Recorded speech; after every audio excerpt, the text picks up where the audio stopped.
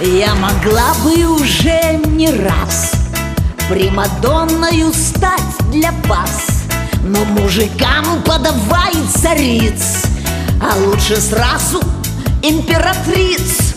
Я слегка покажу свой трон, и мужской раздается стон.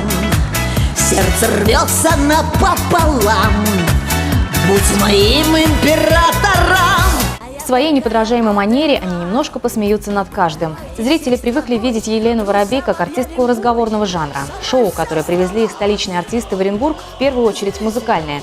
Смена костюмов и образов, музыкальные пародии, прекрасное качество звука, шоу-балет и, конечно, много юмора.